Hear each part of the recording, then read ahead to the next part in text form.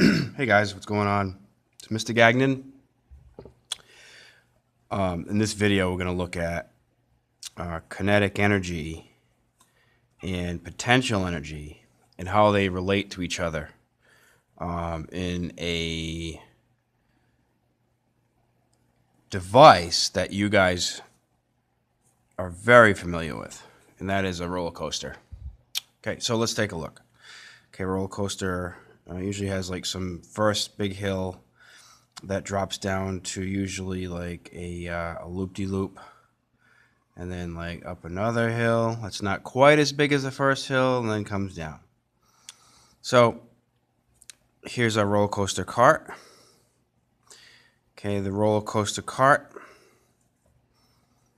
at, we'll say, point A has, we'll say it's stopped, and it has 100% of its energy locked up as potential energy because it has a mass, gravity's pulling down on it, and it has a height. So it has the potential to do some work. Now, at the bottom of the hill, okay, we'll say like right down over here. Okay, we'll call that the bottom. I know it does go a little lower here, but at the bottom of the hill, the potential energy is a lot smaller than it was at the very top. Okay, in fact, if I look at how low it is compared to the big hill, we're looking at about maybe 10%. So because we said that energy in equals energy out, okay, this potential energy that we gave this cart has to have some sort of energy added to it as it goes down the hill. So down here, okay, the kinetic energy, if the potential were at 10%, the kinetic is at 90%.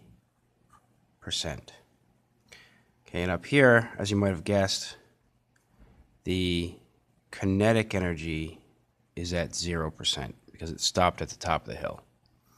So as you go down the roller coaster, you have a constant change in energy. Okay, this is right here. Between these 2 points is our 50% mark. So, and then 50% kinetic.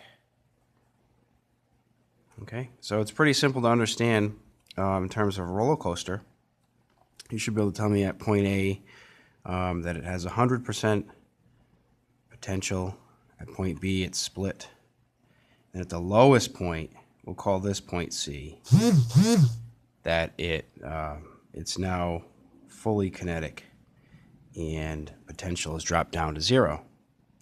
The only reason I made this a little higher was that we do have some height still here. So just by eyeballing it, it looks like we have about 10% potential energy. Okay, so that's a concept that's pretty easy to understand in terms of a roller coaster, and I hope that helps with a few of the problems.